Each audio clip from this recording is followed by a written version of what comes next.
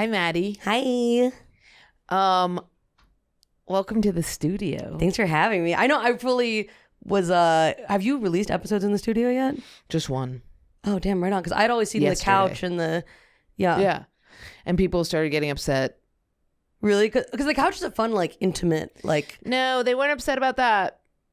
I don't know what I'm doing. The audio is always wrong.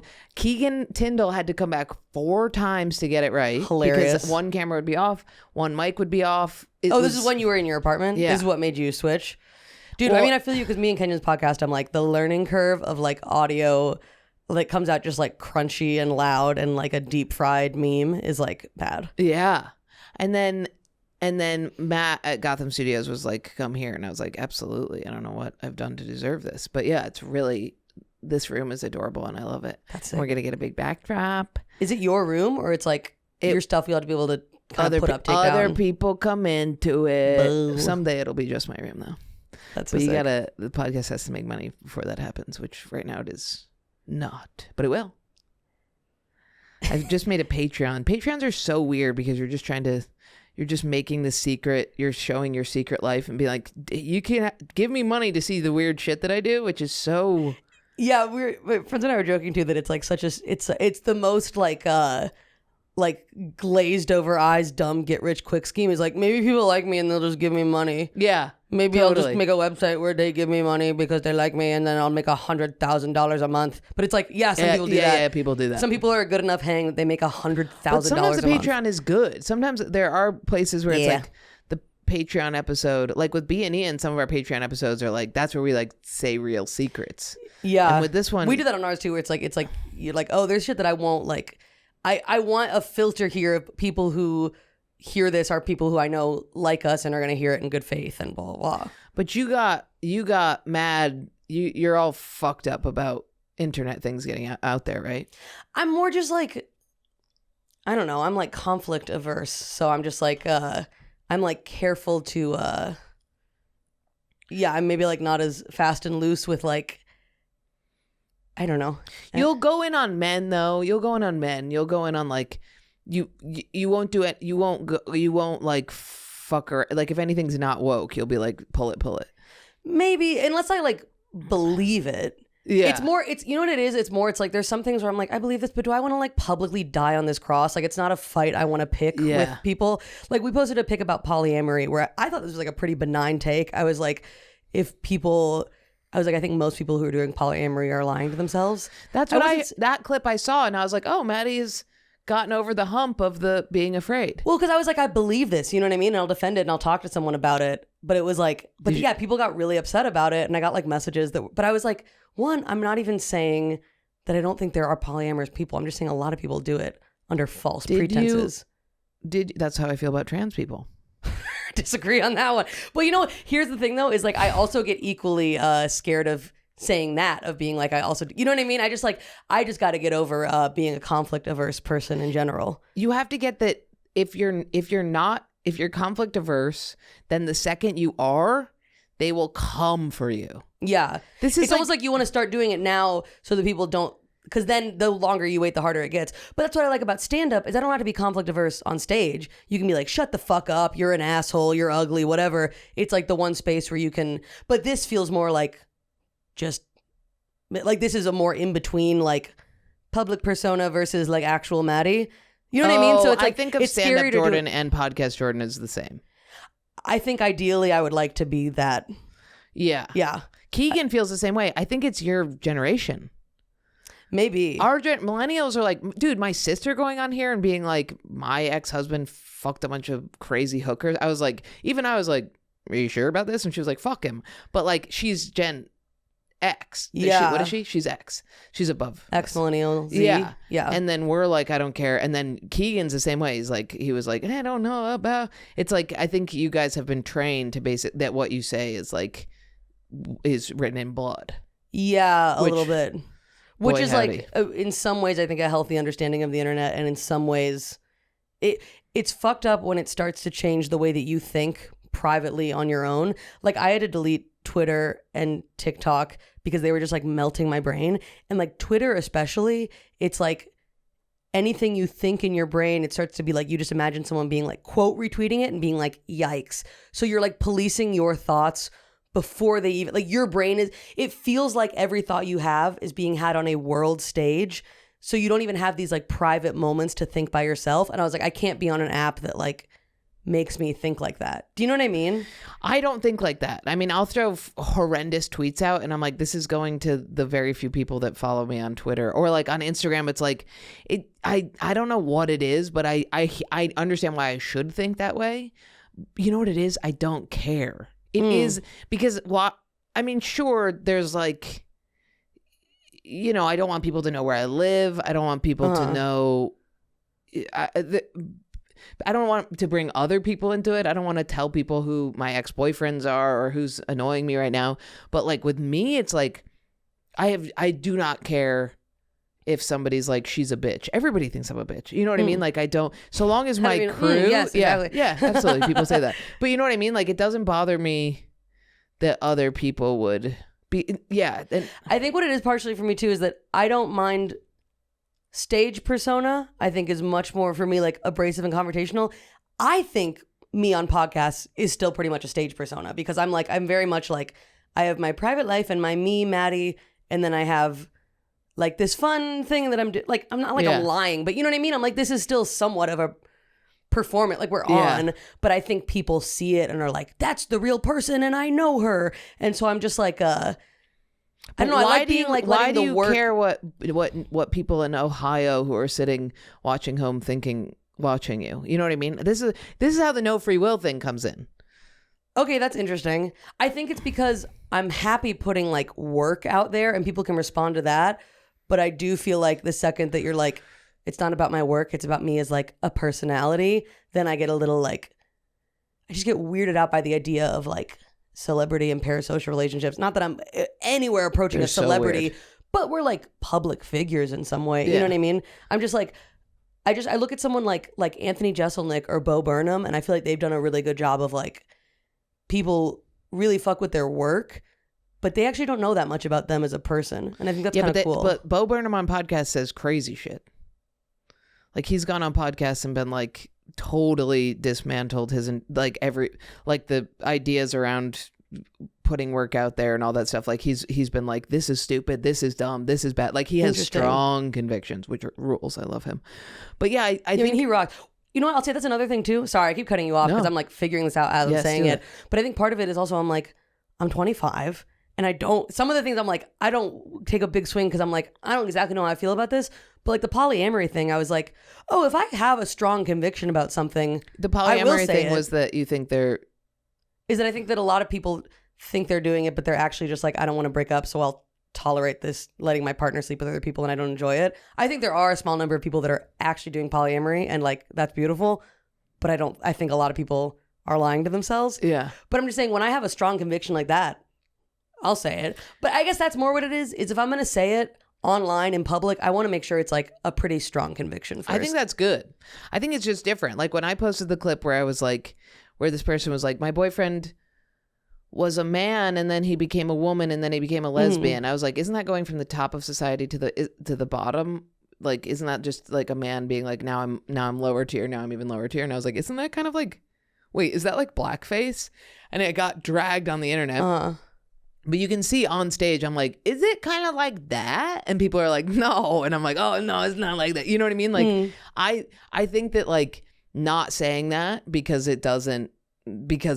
people are like, that causes pain for other people because you're basically saying it's still a man who became a lesbian. So it's like there's two veins. It's like one person could be like, don't post that because it causes pain. And for me, I'm like, it's very important to me to post that because it's showing the thought process of trying to work it out. You know what I mean? Like that's that whole part of that, like that, my whole stand up, I want it to be like somebody trying to work out being alive and dealing with everything.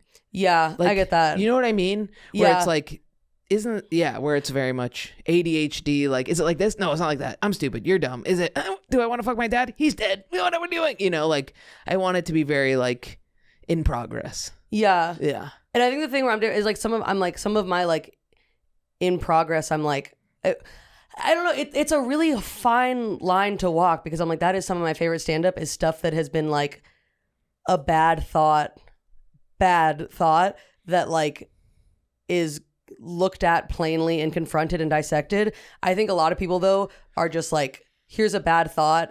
And just by saying I've had a bad thought, I've done the work and I can wipe my hands clean, where I'm like, oh, that's only like, I think it's only like a productive thing if you look at the bad thought and then do something with it. You know what I mean? Yeah. And so I kind of get mad at this like sort of right-wing-ish ethos of like, as long as I've admitted I had the bad thought, then my work is done. And I'm like, no, but you have to admit, like, yes, you're not your thoughts and you have to admit the bad thought, but then you have to be like, so why do I think this? Dissect it, do something with it. You know what I mean? Like, I think that's where a lot of people like look at Louis and they're like, I'm doing that by being, but I'm like, but he took it to another, it's the then analyzing it and coming to a different conclusion and changing that is the like interesting work of it. So if I feel like I'm not in a place to do that, then I'm like, let me sit on this a little longer. That's good. But I don't know, but it's like a fine line to walk. So like, I think that's good. Yeah.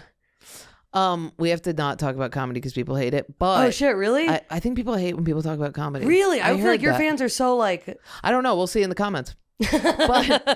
but you have, but I asked you about that because you do have OCD, right? I do have OCD. And I have OCD. Yeah. Do you have pure OCD or do you have did we decide you had pure OCD? I pure think obsession? Yeah, pretty, because that's why I didn't know for so long is because I'm not like, I mean, sometimes I'll check a door and a blah, blah, blah, but I wasn't like flipping light switches. It's pretty much all mental. So I thought it was just anxiety or like, oh my God, I'm schizophrenic.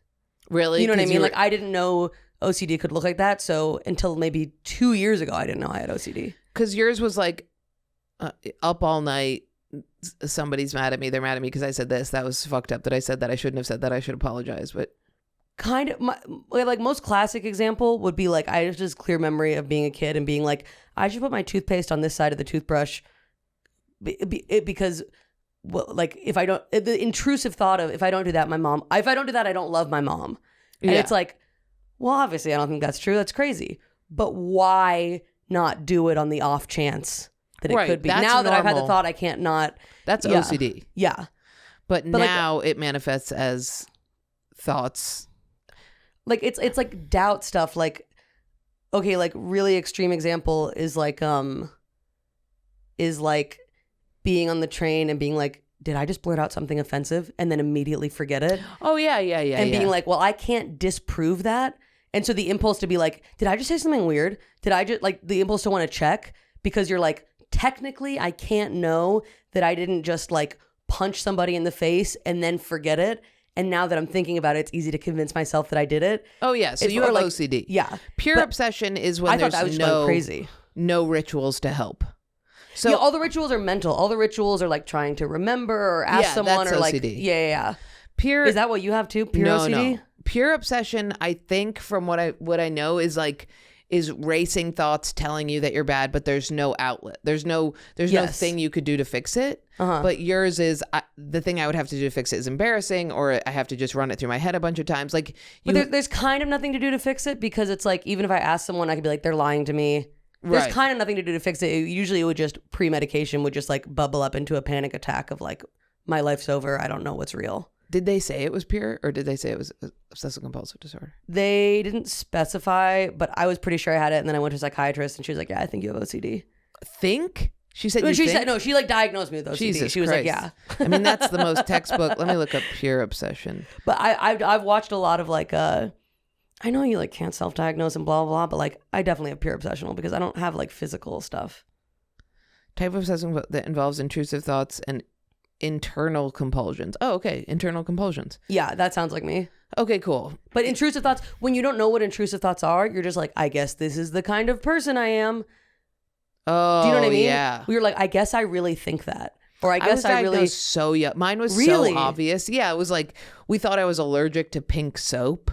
Because my mom was like, we go into the doctor and she'd be like, she's allergic to pink soap, and they'd be like, that doesn't make any sense what you're saying. She'd be like, I don't know, because her hands are always really fucked up and there's pink soap at her school. And it was because I was washing my hands obsessively. Whoa. Wait, so what was the hand washing? Was it just a literal like I have to get rid of germs so I don't die? No. I can't remember what that one was because I was really little, but it was always people were contaminating. Interesting. Wait, how physically contaminating or like how so?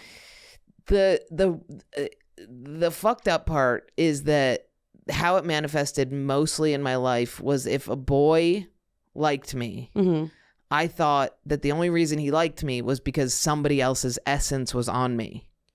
So like, for example, a perfect example is when you had that perfume and I took it, there was a part of me that almost said no, because I was like, but then we'll just have the same smell and people will only like me because they smell Maddie. That in my head. And that's why I took it and I did it, because I was like, I do want to wear it and that doesn't make sense. Yeah. So it's like, so what happened was, it was like, for example, my high school boyfriend, you know, we went to middle school, high school, all of us together, right? My high school boyfriend at some point in his life had a crush on my best friend, Brianna. And that's like, everybody had a crush on Brianna. She was the hottest girl ever. But when me and him were dating, my OCD was like, you know why he's dating you? Because back in middle school, he had a crush on her, and you hang out with her so much he's just experiencing her essence on you. Wait, this is really interesting, because I feel like I have a similar... There's like a similar mechanism to it, where I almost feel like OCD is like, we have overactive brains. And so what for normal people would be just a normal emotion or insecurity of like, oh, I hope he doesn't like her more than me, we turn it into this big building, her essence is on me. Like it takes it to like a fucking 110, but the core of it is like just a simple emotion that most people would experience as that simple emotion. That's my like thesis about it. Totally. Because I also have ADHD, and when I treated the ADHD, it made my OCD better. And my fucking theory, which I can't really find a lot online about this, but it sounds right to me, is that like the same way with ADHD, it's like, oh, doing the laundry is boring, but I'd love to paint my room right now. You can't do like the simple boring thing. You have to do like a big project. It's almost like, oh, I'm a little insecure because what if my friend was prettier is too boring. But if she's like contaminating me in the essence, it's almost like, it's like your brain just is seeking this big, like it has to make it a bigger problem in order for you to be able to like feel it kind of. I don't know. That's what it feels like to me. So like I have, I think, a different core, like the emotions that do that to me are different emotions, but it feels like a similar mechanism. Basically there's like a basal ganglia in your brain there that opens when you're afraid. And it tells you, like, if you see a shark in the water, the basal ganglia opens and it floods cortisol or whatever. And then you go, fuck, that's not a shark. That's a fucking kid wearing a hat, you know, in the water. And then the basal ganglia shuts because it goes, people with OCD, it's just open. It's just open. And I think serotonin reuptake inhibitors allow that to close easier. Interesting. And I also think that the quelling that happens after ritualizing or after you do a certain amount of head games with yourself, like, allows it to close because so I think the pickup of the fear is like kinetically. Also, like, if I didn't spray your perfume on me, that would mean tomorrow, if you asked me, it would also be a no. And then the next day it would be like, don't actually spray it near me. Like, you have to be on top of it because the more you do it, the more it trains you to keep doing it. Like, there's one obsessive compulsive thing I can't stop, which is, I can stop, but I choose not to stop, which is at night. And it sounds like every time I tell people this, they're like, oh, that's great. Like, that's really healthy. And I'm like, it's a nightmare. I have to drink like the biggest mason jar size of water every night, which is hard you're like choking yourself to get it down. I have to do it every night or I'm worried that I'll die in my sleep, and then if something good happens, it will only be because I'm dead, and it's not really good. Like, say, oh my god, yeah, dude, I also have a thing where it and it's better now that I'm on medication, but like years ago, like, where it becomes like this like questioning the fabric of reality thing, where like the most insane one I've ever had, where even I laughed at it and was like, Maddie, that's fucking crazy. Like, you sound crazy. This has to be the line. Yeah, is I was like, what if we're in like a Matrix type goo simulate, like this is the simulation and I'm actually in a fucking goo vat somewhere else, and what if in the goo vat I'm doing something bad?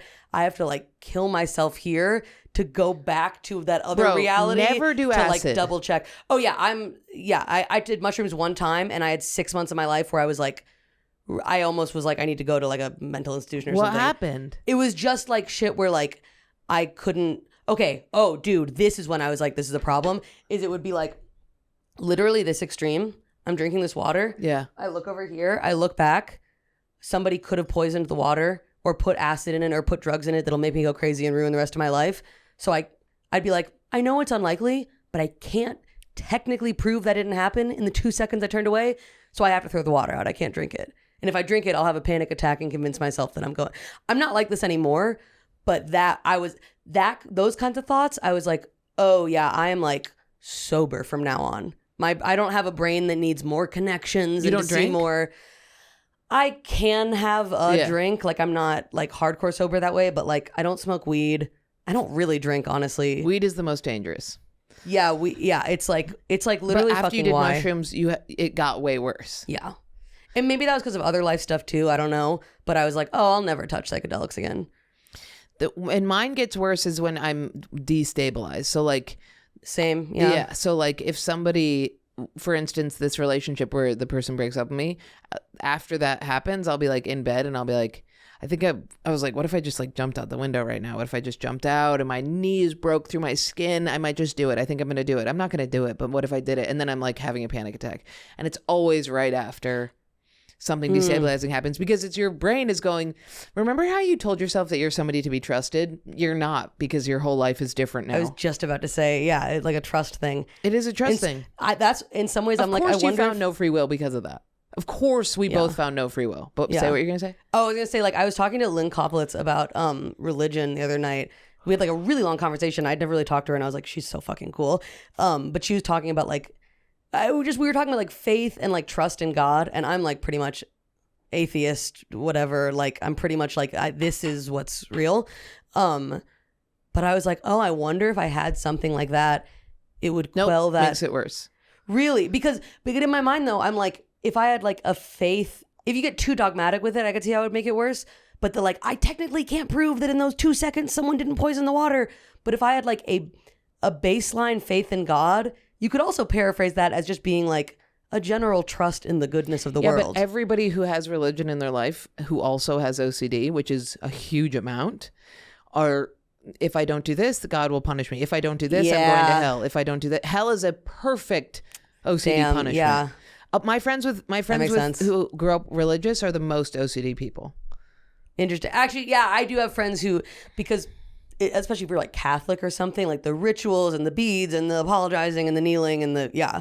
Wait, did I cut you off though when you were going to say, of course we both found no free will? Well, the free will is that. I mean, my whole thing is like, I'm not religious because like, I mean, I just saw this bug online that looks exactly like moss. Like it looks it's like perfect fractals that look so much like moss, and it lives on moss, and it's so elegant, and it's like if it was in your hand it would look like you had a little tiny piece of moss in your hand, and I'm like, there's no way it gets better than this. Like there's no, or when I walk in and Coyote's ears go back and her tail wags just so that my human brain is like, feed this and love this, it's like the best. So anything, the idea of them being like, this one's subpar, what's really good is next, I think is such a slap in the face to how sick things are here. Wow, that's like the most beautiful reason. Dude, why for would they atheism make that a I've tail ever heard. wag? Why would they make her ears perfectly full back when she sees me and her eyes get, there's no way. Yeah, there is like, life could be bad. Yeah. But generally, it's pretty cool that we have like a capacity for like love and joy and pleasure. It's like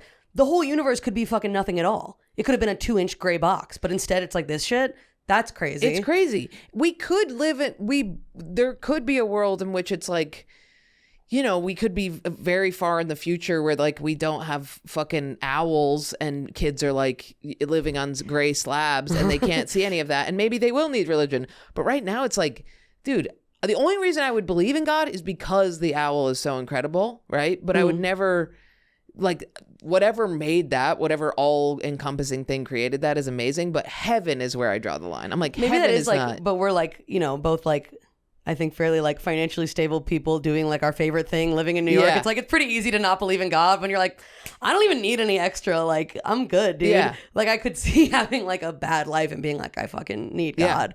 But like, but even when I had a bad life, I was very like,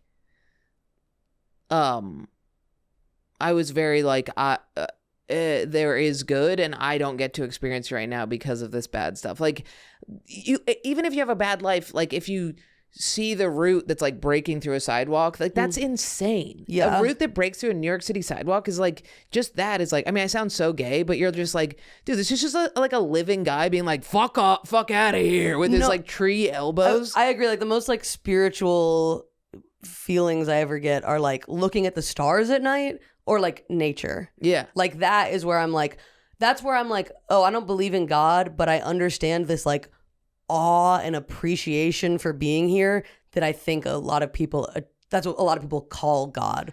I don't You know what I mind mean? God. I mind afterlife. I mind there's something else, because I'm like, dude, you have no idea. You have no business telling me that there is. Yeah. And you're taking me out of right now. I mean, me and Ismail talked about this where he's like, this is a practice round. And I'm like, no, fuck you. Live this one to the fullest. You know? Agree. Yeah. And were you raised with religion and idea of an afterlife? Oh, no. You were raised pretty much atheist? We couldn't even celebrate Christmas. Wow. Yeah. My dad was a super weed hippie, and my mom was, they both were like, I think that's how they kind of came together, was they're very atheist, and they're very, and my mom is like my mom is like Sam Harris, Sapolsky, evolutionary biology. I grew up in a lot of like, I have my gripes with them now, but when I was in 4th grade for my 9th birthday, I asked to go to the Richard Dawkins lecture at Duke University. Yes. I was like, this is the coolest, because like, I was like raised very much on like I was raised, and I'm grateful for this. I was very much raised like, you can think whatever you want to think, but I will question you and make you defend it. It was like, you can be Catholic tomorrow if you want. We were like Jewish atheists, but it was like, you can be Catholic, but I'm going to push you on it, and I'm going to make you defend it and not treat you with kid gloves, which like, I'm like, that's fucking cool, dude. Yeah. To be like, I'm going to treat you like an adult in an appropriate way and be like, why do you think that? What about this? Yeah. You know, and it's like, when you do that, it's like, it's kind of hard to like, my mom but I was wasn't like, you have to be an atheist, which I think is cool. Yeah, my parents were militant atheists. If I had, and I was their soldier. Like I went to, you know what I mean? Like I was like, dude, this is one thing we all agree on. It was like I remember in class, we had a monk who brought in all this. She was my religions professor, and she brought in this literature on why the new atheists are like problematic, or the 5 horsemen or whatever. And I was like, you need to provide us literature on them also. You can't just provide this literature on why they're bad. You have to, and it was this huge fight, and like she ended up getting fired. Like it was a screaming match. We hated each other. It was war. That's so like atheist kid core, like getting in a fight with your teacher. Like I remember I like to piss a teacher off. I was like, I'm reading The God Delusion. Yes, The God Delusion. Dude. And I don't think I even actually read it. It was like a Richard Dawkins book about like, but my thing now is like, I'm not like a God person, but I do think there's like a community and a spiritual, I don't mean spiritual in a new agey sense of like intangible energy. I mean spiritual as in like still deterministic, like whatever chemicals in your body need to happen to be like a full healthy human being. I do think I need a little more like what the community and the connectedness and the nature and all that.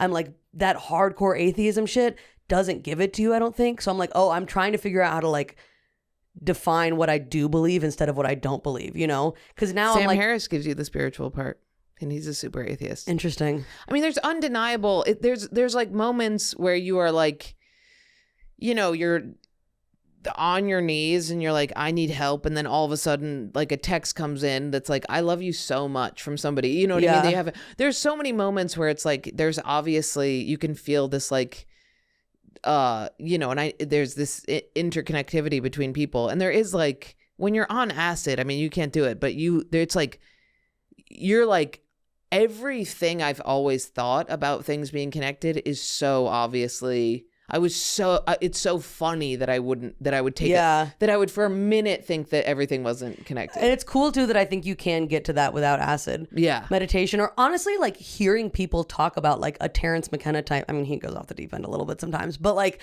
hearing people be like, this is what I learned from it. Just like the exchange of language is oftentimes like enough. Like, I mean, dude, reading the fucking Sapolsky book is enough for me to be like, wow, I'm like seeing the base coat a little bit, you know?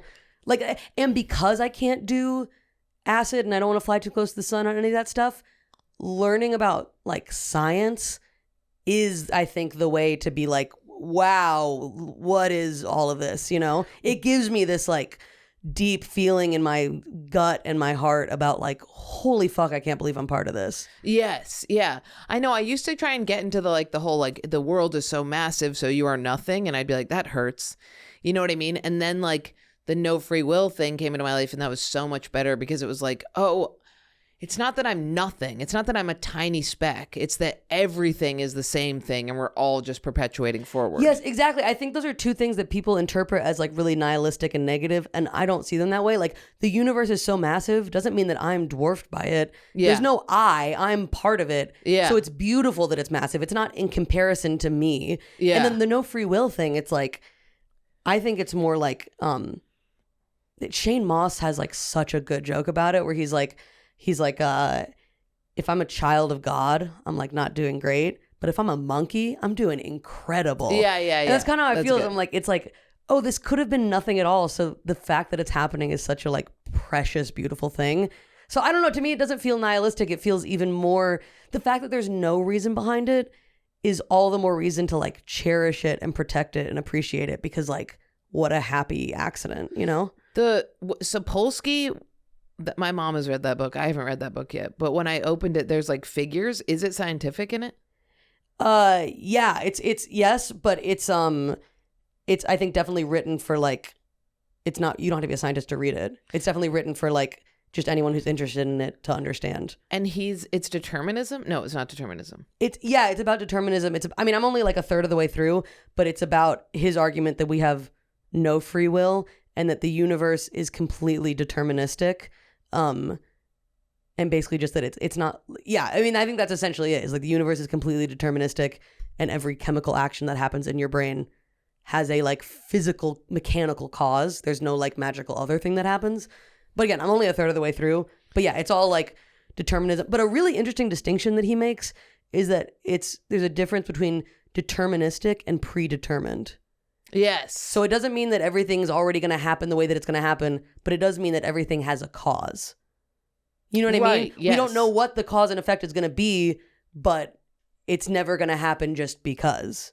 Right. If the dominoes fall, you have no idea which way they're going to fall, but they are going to fall. We have such similar brains. That's literally the metaphor that I did to explain it to myself. I was like, if you had dominoes in a grid and you dropped a fucking penny, you don't know what the pattern's going to be, but there's no domino that you're like fell over because it decided to. Yes. Just because you didn't know what was going to happen doesn't mean that you can't trace back retroactively what made it happen.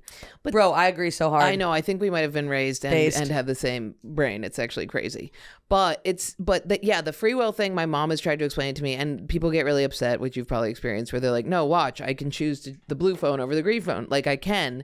And I'm like, it's not about making the illusion of choice is always there, but everything leading up to that moment led you to grab the blue phone first. The fact that I'm positioned this way and my eyes moved easily to that rather than that is not up to me. That wasn't up to me. That was up to the person who put this chair here. There's like a quote that's like, I forget who said it, but you can will what you will. Like you can decide what you want, but you can't decide what you want to want. Yeah. And like, okay, wait, I have a way that I kind of like square, because it's kind of like once you start being like, oh, I don't have free will, it's like thinking about how many times you blink a minute, like you'll just go crazy. Yeah. But this is maybe a little obnoxious and lengthy.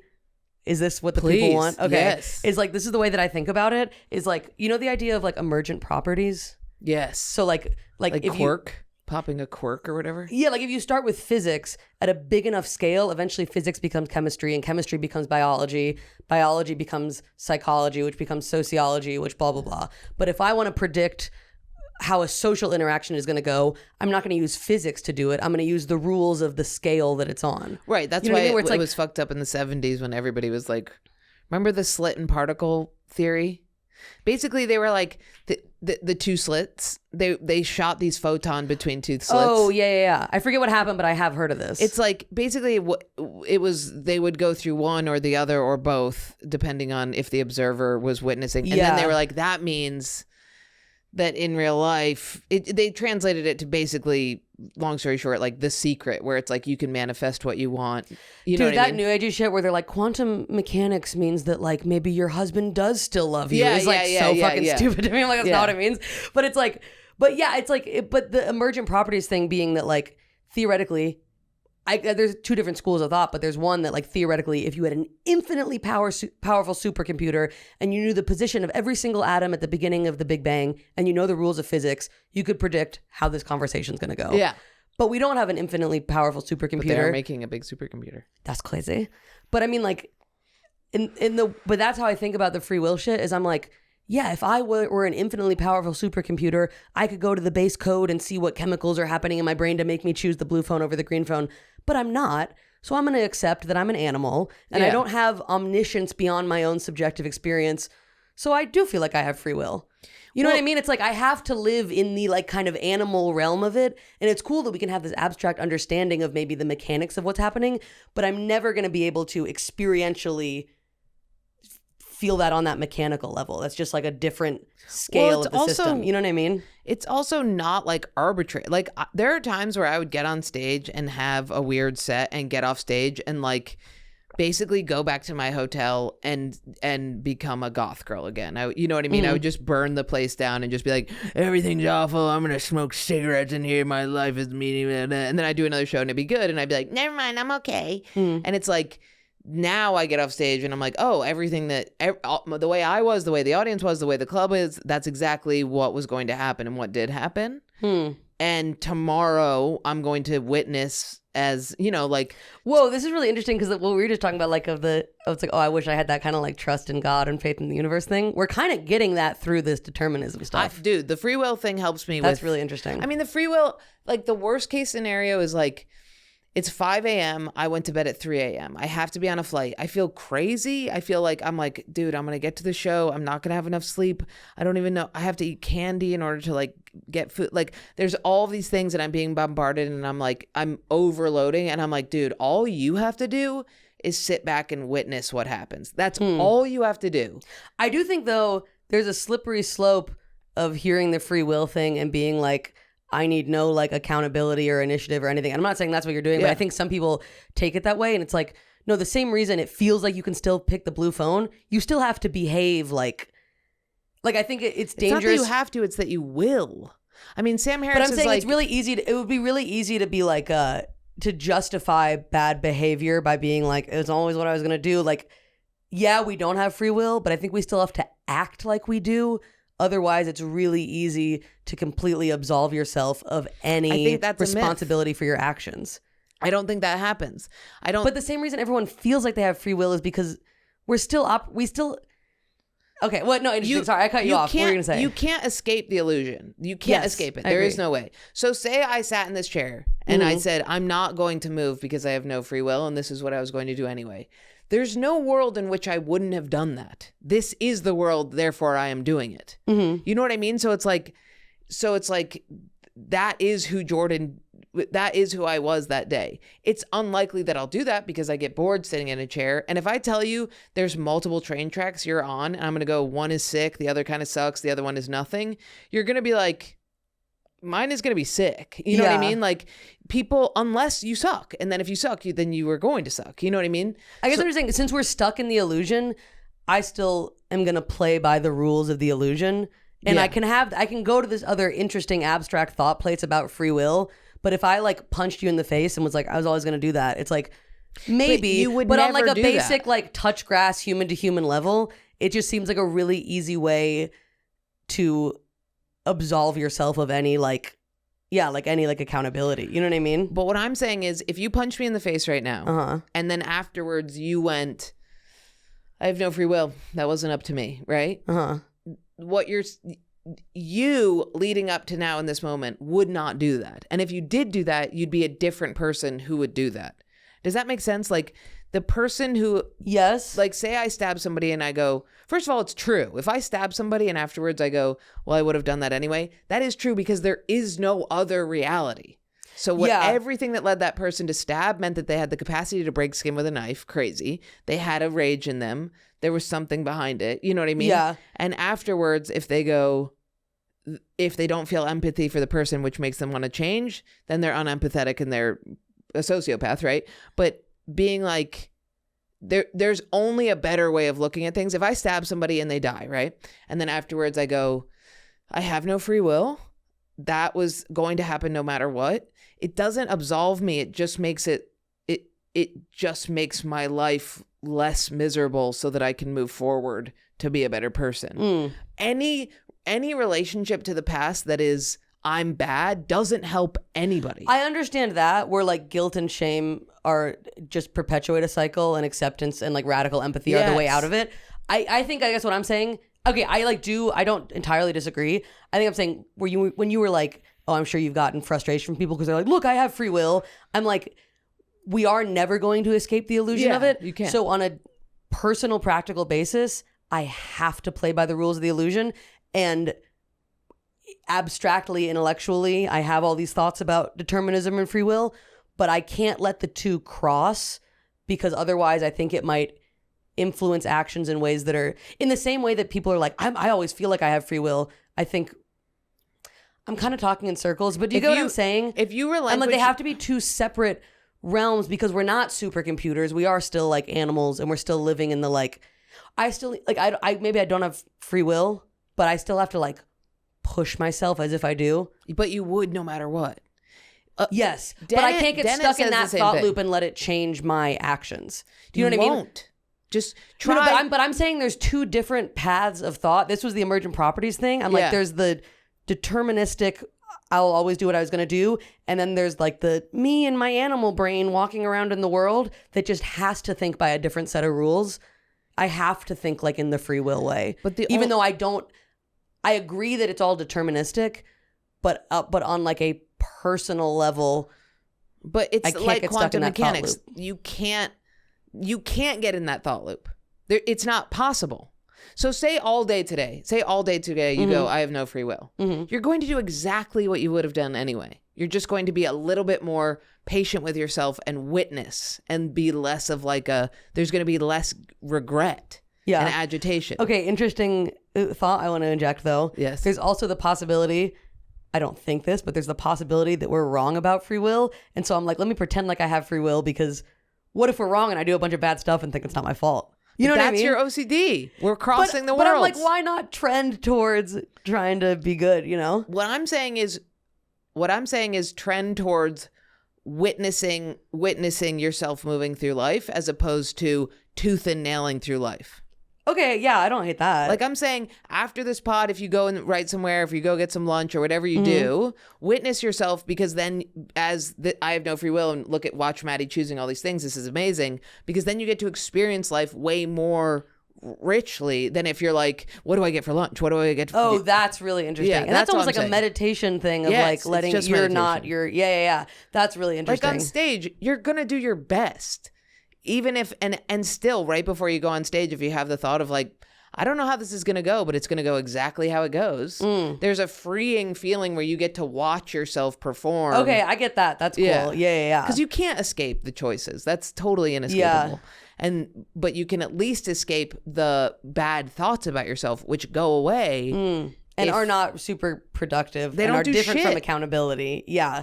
There's also, I think, like if you really believe in free will, there's almost this like pilgrim Puritan kind of Christian thing of like, it's your character that has done this to you versus like seeing someone do something bad, like even commit a violent crime and be like, well, maybe they're also like the victim of their circumstances. And it's not that they have like a bad soul, but it's like that the conditions created led to that. Like I agree that it like opens you up to more empathy in that way too. Totally. Yeah. Yeah, and it liberates you from the idea that there's good actions of yours and bad actions, and it's more like that action, I'm witnessing that action make me not feel so good, and I will do differently, as opposed to I did that bad. That was bad of me to do. Wait, this is random, but can I ask you? This is like a little puzzle question. Yes. Okay, because my friend and I did this, and we both got it immediately to the point that we were like, this is so comically simple that I must be missing something. And other people have been like, literally sat for like... What's the commonality between 2 and 7? Because that's easy. 7 is a boy too. 7's a 2, but it's a boy. No, 2's the boy, 7's a girl. Okay, go. Well, to me, 7's orange for sure. And 4 is green. And 3 is maybe yellow and 5 is blue and 6 is purple. 5 is definitely blue. Same guy. 2... Yeah, but this is a different thing. 7's a girl. 7's a girl, a hot girl. 2's a silly boy. But they're the interesting. Same. I don't really get the gender on but I have a color thing for sure. My friend had a really interesting one where she was like, I picture numbers like I'm walking down a hallway, but some numbers I turn. I was like, that's crazy. That's so cool. Okay, tell me this. But this is a totally other thing. And it's something about, supposedly it was like, this is a sociopath test. There's no way it's like a diagnostically. Sorry, I know OCD. This is not. There's no way it is. It's just like context. Did you win sociopath or not sociopath? I got sociopath. Oh, great. But I was like, I'm not a sociopath. I'm just not. No, that's stupid. great because if I get it wrong, I'm not a sociopath, and if I get it right, I'm not a sociopath because you're obviously not a sociopath. Okay, so I'll make it a girl because we're girls. A girl goes to her mother's funeral. And there's a really cute guy there in attendance. And she's never seen him before. She's like, wow, he's really cute. But the funeral ends and she leaves before she's able to get his number. A week later, her dad dies. What happened? You got it immediately? Fuck! Oh, no! A week later, her dad dies? How is that Wait, she goes to a funeral, her mom is dead. Here she goes to her mom's funeral. Sees a cute guy that is attending the funeral. A week later, but she doesn't get his number. A week later, her dad dies. What happened? I don't know. She killed her dad so the guy would show up at the funeral. Oh my God. Oh my God. Oh my I was like, God. Obviously. I wouldn't do that, but like if you were crazy, that's what you would do. There's no other components in the story. Like that's what it is. Can I tell you something? Yeah. Oh, no, that doesn't make sense. I was going to say if I knew it was a sociopath test, that might change it. But I did know, and it didn't change it. Oh, interesting. Immediately, I gave her all the benefit of the doubt. I was like, so oh my funny. God, that's so sad. Like, yeah, he knew her parents. She didn't know. She killed the dad. That's so scary. No, I never would have thought that. I'll fight anyone, though, who's like, you're a sociopath. I'm like, I wouldn't do it. Because I was talking to my friend about it. I was like, oh my God, my friend that got it right. I was like, oh my God, do you think that means we're sociopaths? He was like, no, I think it means that most people would be bad detectives. And I was like, let's that's ask so my funny. mom because she's a bit of a sociopath. I think it's more if you're able to look at these people in the story as abstract players as opposed to like, you're people. But to me, I'm like, yeah, it doesn't mean that I view people that way. I'm just able to like do a mental exercise that like. I think it means you're a serial killer. I think it means I'm good at math problems. Mom. What? I have a riddle to ask you. Okay. You're on a podcast. Oh. I'm sorry. Is Evie okay? She got hit by a porcupine. Just had 10 more taken out. Oh. Okay, ready for the riddle? Do you want me I'll to do give it? it a shot. Okay, go ahead, Maddie. Okay, hi, nice to meet you. This is the riddle. Dude, Maddie is reading Robert fucking Sapolsky, dude. Obsessed, he rocks. Determined? Yeah. She's a... And her behavior's really good. Behave. I want to read that too. But- and there's a book he recommends in it about chaos theory that I want to When read she was too. in 5th grade or whatever, she asked it for her birthday to go to a Hitch lecture. Richard Dawkins. Oh, Dawkins lecture. Oh. Mom said, oh. You sound like Coyote when there's somebody outside my door. Oh. Okay, all right, ask. Okay, so a woman is at her mom's funeral and she sees a really cute guy there, but they don't have a chance to talk. The funeral ends. She didn't get his number or anything. A week later, the girl's mom dies. The girl's dad dies. What happened? What? A girl is at her mom's funeral and she's a cute guy. But the funeral ends. She didn't get a chance to get his number. A week later, her dad dies. What happened? Fucking I killed her dad so he could go to another funeral. Thank you. My God. Thank you. Y'all are fucking sociopaths, dude. I never would have thought that. I was like, I don't know, but what happened? But they were both sick and that guy was trying to help? That's crazy. Y'all are nuts for thinking that. Okay. You're the one that dates these type of people. The what? She said you're the one who dates these type of people. All right, true that. Okay, I love you, Mom. Thank you. Nice to meet you. Bye. Bye. She's like, I don't know, you killed the father, possibly. I do date those type of people, dude. That's so funny. Fucking, That's great, but that's also why I'm like that. I wonder if that's like part of my OCD too. Is I'm like, that was such an easy question for me to answer. And I really don't think that I'm like a bad person, but it's easy for your OCD to go, why was I able to think that? Blah, blah, blah. Am I a bad person? I got to make sure I try to be Maddie, a good person. if you had said man, I would have said that. Wait, if I had said man, if you had said a guy went to his mom's funeral, saw a really hot girl, and then I might have said he killed. Really? I changed it to girl because I was like, we're girls. What's the... Dude, maybe that... I don't imagine girls as... But no, that goes both ways because I can imagine a borderline girl going cray-cray. You know? Damn, I wish I had asked it as a man. It would have been interesting to see. You think you would have gotten it? You know what I think it is also? I think my OCD gets so triggered when you say at their mom's funeral that what happens in my mind, because my OCD is all mainly built around my mom, a big time, is that so we were tapping into a whole... Yeah. You're like, I was too mentally ill to take the sociopath test. Yeah. Totally. So I was being like, no, the mom didn't die. They don't die. Moms never die. Moms don't die, see? Because you step over the cracks and you don't do the bad thing. Dude, that's so funny. I want to start asking other comics this and see if people get it. I think those are my favorite things in the world. I don't think it's a sociopath test. I think it's like a problem-solving thing, and you do have to look at the people in a sort of inhumane chess piece way. Okay, but that doesn't mean do you want to put it to the test that. right now? I have a chess piece riddle that's... Okay. A chess piece riddle? Do I have to know how to play chess? Nope. Okay. A guy goes into a hotel. Mm-hmm. Sorry. Start over. 3 guys go into a hotel. They go up to the concierge and they say, hi, we need 3 rooms. The concierge goes, we don't have 3 rooms open, but I can give you 1 room, 3 beds. Give me $30. And the guy's like, okay, that sounds good. They each give him $10. Okay. The manager comes back in and is like, is that room full? And they're like, yeah, I just rented it to 3 guys. And they go, okay, well, that's not a $30 room. That's a $25 room. So can you go bring them their money back? And the concierge is like, okay. And he takes out 5 ones out of the register and he goes up and he's like, what am I going to do? Divvy these out between these dudes? I'm going to give them each $1 back and I'm going to pocket 2 for myself. Okay. So if each man ended up paying $9 in total, 9 times 3 is what? God, 27. Okay. That's so embarrassing. I didn't know either when I said it. Is 27. Then, right? So that's 27. Horrific that I've forgotten multiplication tables, but yeah. 27. And then 9 times 3 is 27. So then there's $3 left, right? So it's 25. 3 went to the guys. Wait. 27. You're asking why 27 plus 2 doesn't equal 30? Yeah.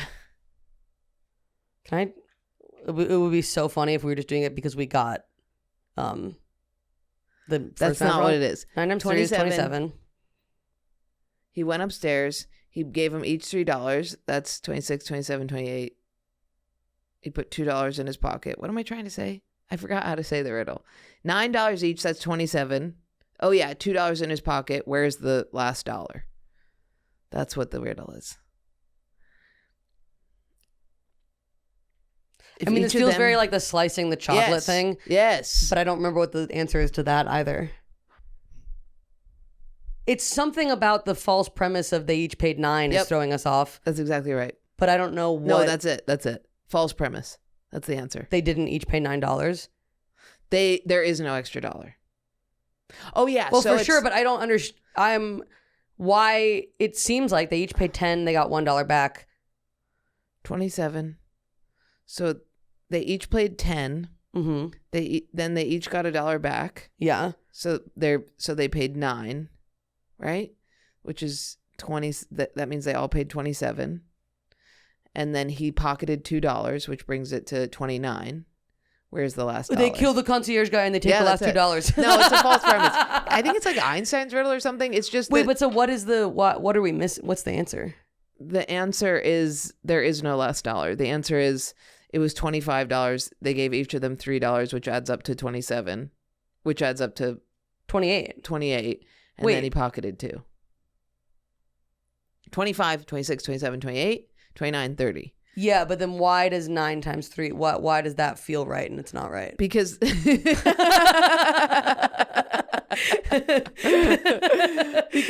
they each have $27, and then if you take the 3 from that, it makes 30. The 3 from each makes 30. It's like an inverse. Take those $3 back from those guys, it adds up to 30 again. Brett, look. This will help. Take those $3, add them to the guys. That's 27. Take the $2 in his pocket, 25. We're back to where we started. It costs $25. I'm about to because 25 plus 5 is 30, but 27 plus 3 is 30 as well. So those two missing dollars look like they're on the 27 side, but they're really on the 25 side. Is that helping? I have $5. I give them each one, right? That adds up to... I can't believe I understood murder better than like basic math. That's no, upsetting. this is the hardest riddle of all times. It took me a week to figure out. Scribbling. I'm going to be scribbling. Yeah. You sent me on a scribbling so quest. Your problem is if 27 is what they paid, then where did the extra dollar go? Because he put 2 in his pocket. I'm having such caveman brain about it. I'm like, but if 9 times 3 is 27 plus 2, why is it not? Because that dollar doesn't exist. It's an illusion. The $3. Is the answer that all money's fake? The answer is capitalism is a lie, dude. Yeah. The $3 off of the $30 in toto went back. I was like, where'd the extra dollar go? I ate it. I ate the dollar. I have it right here. Yeah. My mom couldn't get this one either, and she's the smartest lady ever. $3 off the 30, right?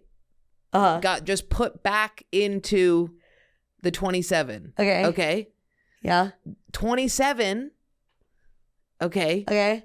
Plus 2 doesn't matter because that's not even a calculation we're making. We're doing 27 plus 3 that we just get back, which is 25. Okay, that makes sense. 23 is 30, and those $2 just brings it to 25. The problem is we're looking at the number 25 and we're looking at number 27, and you should not do that. This fucked me up, dude. What's my name? I was a roofer in Chicago. Where am I? Dude, I was living with a man named... I was like, It's fucked up. I was living with a man named Angel who had bullet wounds in his body and tattoos of pit bulls on his body living in Chicago. And he told me this riddle as I was going out the door to my roofing job. And I mean, it was like a week of me being like, and until I ran in the room and I go, there is no dollar. And he was like, that's exactly right. And I was like, fuck you. Whoa. Yeah. It took me forever. Scribbles. It was crazy. I mean, I was very young.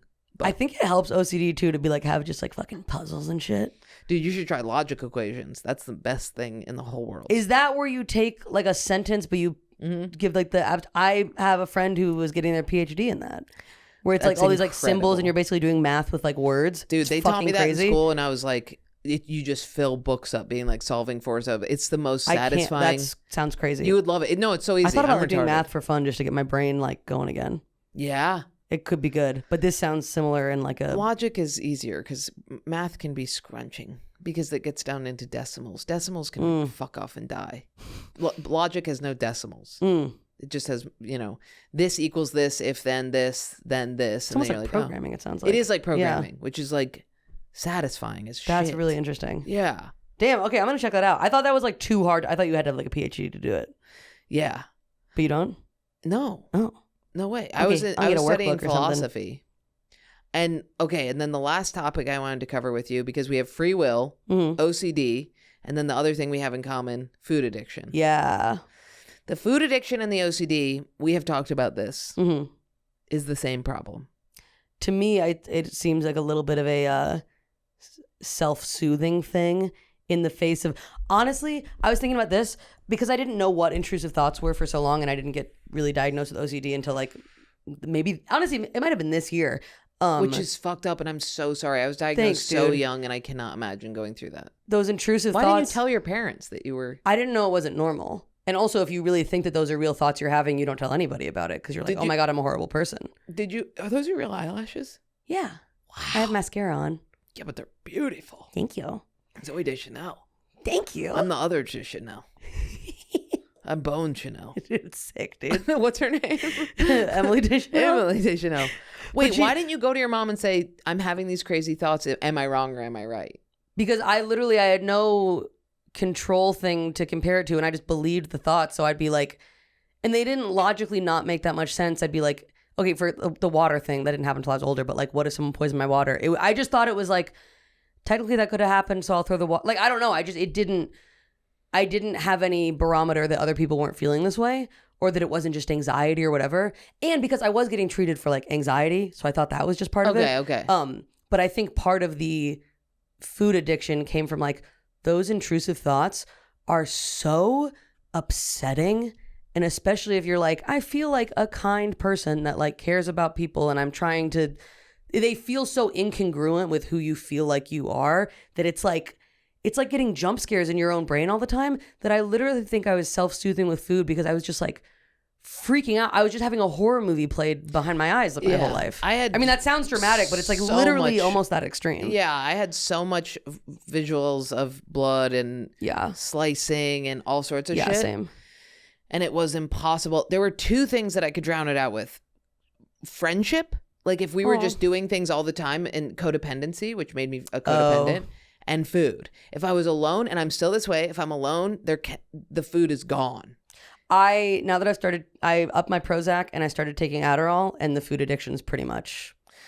Here's my question about Adderall. It's not in an appetite suppressant way. Also, it's like I still get hungry. Yeah. It's just that like I don't feel bored or worried. You eat when feel like you're I have hungry? this full I'm like I have the relationship with food that it's just food now. Yeah. For the most part, it really was just like medication for the most part, and therapy, but like. Sometimes it is just medication. Yeah. It's just, and that's a free will thing too, where it's like, I don't need to have this grit and determine and figure it out. It's like, it's a chemical problem. It has a chemical solution. Yeah. There's therapy and stuff too, but it's like, it doesn't need to be this moral, like I must overcome this. It's like, yeah, just fix it. And then your life's better. When you do Adderall, is it extended release? Yes. So what is it 20 or 10? 20.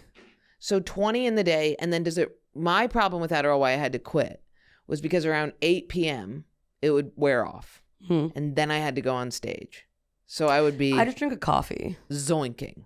I've only been on it. I took it in high school for a while, like prescribed it and then stopped. And now I'm on it again for it's been like 2 or 3 months. And I don't really crash.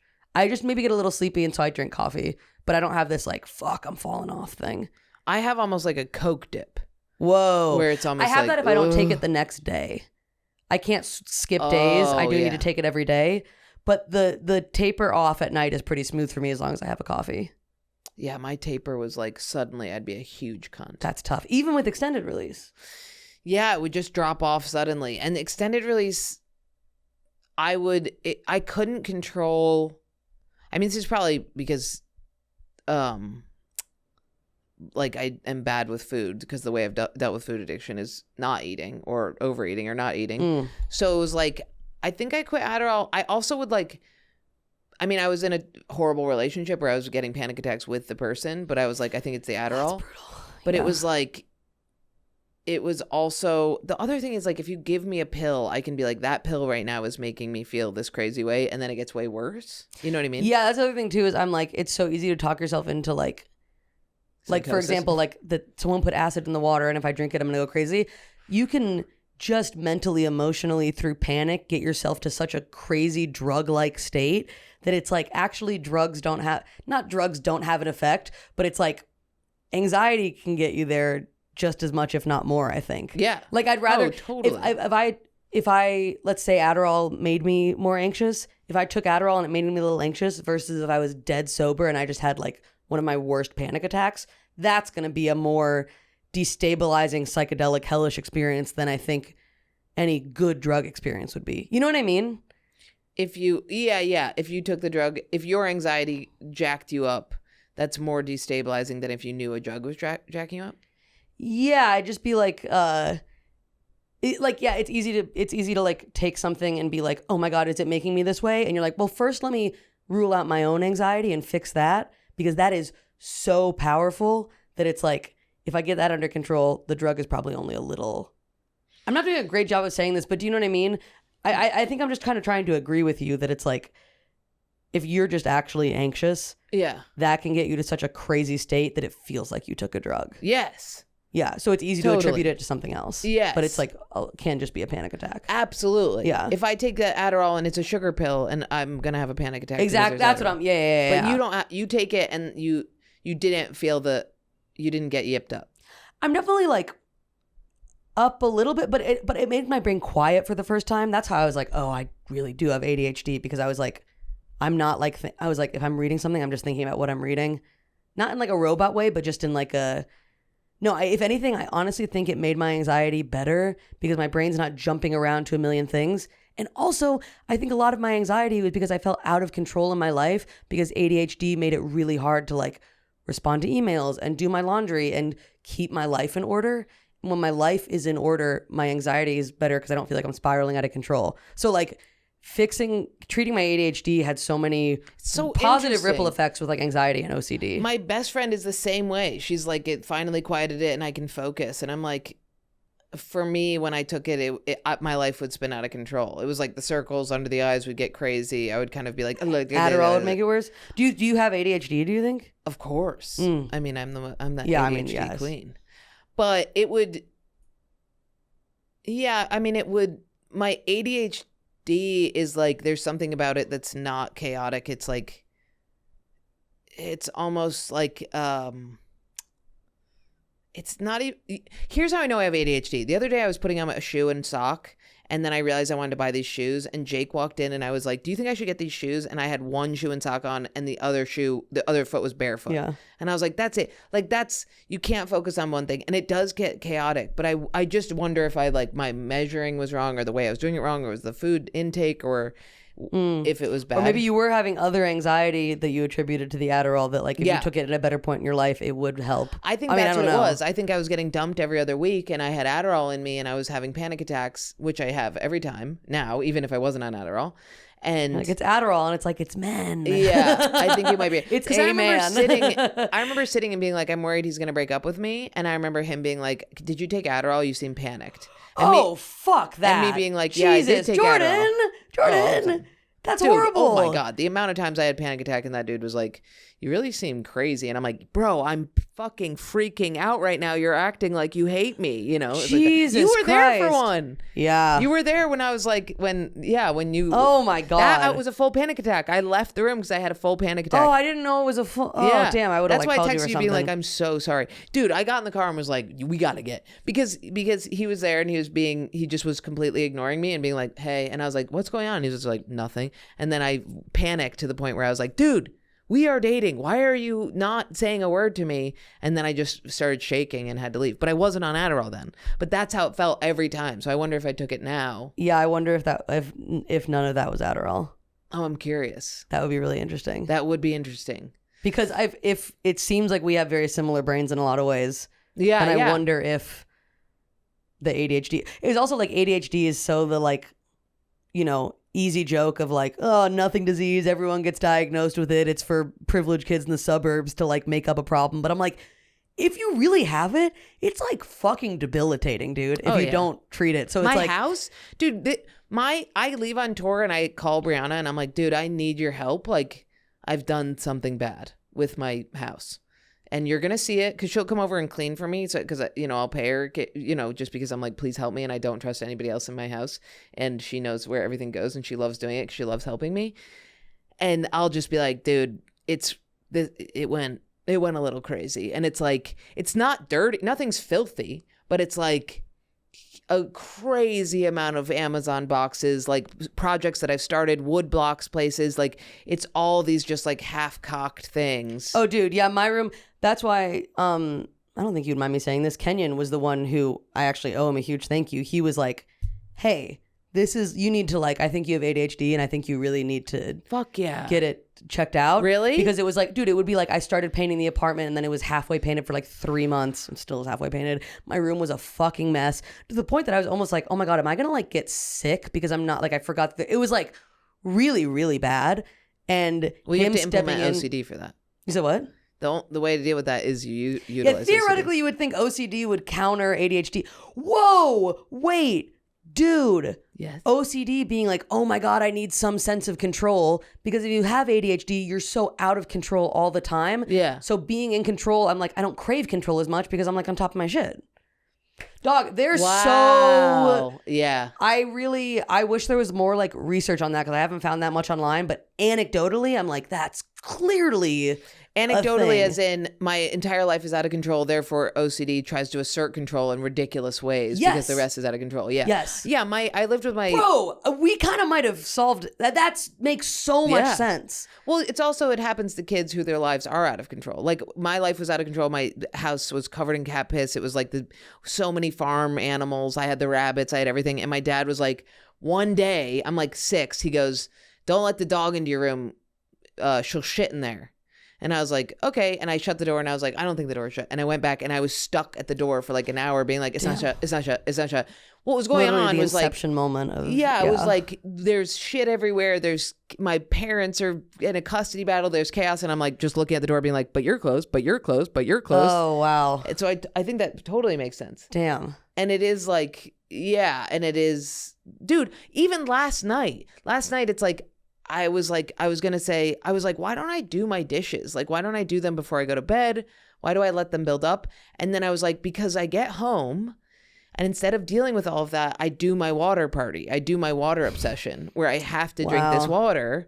And that takes up so much control that allows me to just, I'm like, how am I even able to sleep without breaking down those boxes and stuff? And I'm like, because I did the fucking thing. Yeah. You know? Yeah. Yeah, and it is. I would even have where like I wouldn't eat like a real meal. I would eat candy because it's like you don't go for the thing that you know you need to do. You go for the thing that's gonna feel good. Like that's almost like an ADHD low dopamine thing of like I'm like seeking a sensation more than like just doing a thing I know I have to do. I know. You know, it's like, oh, vacuuming the room is boring, but I want to paint the walls. I want something new and exciting and big. Like, yeah, the dopamine addiction. I mean, how long it takes me to unpack from the road is just like, dude, just put the shit away. And I'm like, but I have to fix the bed frame, which means I have to invent a new screw. And then you're like, well, now you've made it such a big project in your head that you're like, okay, so I can't do it now. I got to do it when I have 8 hours open and I can do all this shit. Yes. Versus now I'm Adderall. I'm like, I can be like, I have 20 minutes to vacuum a little bit. I didn't get the whole thing, but like I made some progress and that's good. Wow. Never been that person in my entire fucking life. Yeah. And I was like, it was just a chemical I'm not thing. that way at all. If I have 20 minutes, I'm like, you need to sit quietly and think about something important you need to do. No, that's how I'm wired. I'm like, usually I can only do something if I have a 5-hour window, but the Adderall has like, I'm like, oh, that was like ADHD, I think. And you burn out, dude. Last night I was supposed to go to Corn. I had 2 shows. I was like, I texted you. Oh, I was yeah, like, I'm sorry I couldn't take it. No, Casey got it. You fixed it. Sick. I canceled everything and I just got in bed with Coyote and was like, bro, we're breaking down. And I just slept. I think ADHD burnout is super real too because you're always flying by like the seat of your pants. Yeah. And then that, of course, makes like OCD and anxiety and shit worse because it's like a crazy way to live your life. Dude, yeah, I'm telling you, I wonder if Adderall would be like also a help. I always worry because my entire set is inceptions, ADHD inceptions. But it's like this entire podcast has been ADHD inceptions and you're on 20 milligrams of Adderall. You know what I mean? Like this whole thing, it doesn't take away how your brain works in pockets opening up. Yeah. It's also like, I think our like personality and kind of soul is a lot more like robust than we like give it credit for. Is I actually feel like that's the whole. And I also was like, I don't think this is the case, but the kind of mental math I was doing before taking it, because I had the same worry, is I was like, let's say this makes me 10% less creative, but it makes me, twice as able to get done what I'm capable of. It's like if I'm 100% creative, but I can't get it together to put any projects out, then what's the point? Yeah. I'd rather, even if I took a little hit creatively, but I can, you know what I mean? It's kind of like perfect is the enemy of good. And then I don't even think it gave me a hit like I don't think it hurt it. But I was like, even if it did, if it lets me live my life in a way that I can like do stand up sustainably, right? Then that's better than this holding out for this ideal world that doesn't exist, But I really don't think it's made me less creative. I also am a addict, so that was the other reason. That complicates stuff. I mean, extended release was fine for me because you just take the shit. But when I was on the other one, I would start to crash and then I would take a little bit more before shows and then I'd be up all night and I'd be taking a muscle relaxer at night and then it was, Oh, wow. But my other beef with it is what was it? It was, they cut it from the world. That's when I quit. When they were like, there's a shortage, you have to pay $100 now. That's when I quit. Yeah, the place that I go like doesn't take my insurance. I pay more out of pocket. It's like, it's that's tough. That's hard. Yeah. We have to go. Okay. Do we? I mean, I have to pee. How long have we been going? I think it's been an hour. I think Do we have strictly an hour? I think that at a young age, something happens where you realize like I could be anybody at any point in time. And I think everything we're talking about is an overactive mind. I think it is a non-linear overactive mind that is so fragile because at any point we can bring ourselves down a really negative road and be like, everything's going to go bad. And that's dopamine for me. Yeah. Future tripping, and there isn't a word for it. I call it daymares, where it's like you're basically daydreaming about bad things. Totally. Yeah. That makes me feel safe because I'm like, then I know every possible. This is why I date toxic men, because I'm like, I know he's going to leave me. I know he's going to hurt me, and I know how. Yeah. Me getting into a safe relationship is like, I don't know what that's like, then that's scary. And with OCD, it's like, I know that this is the scariest thing with OCD. Uncertainty.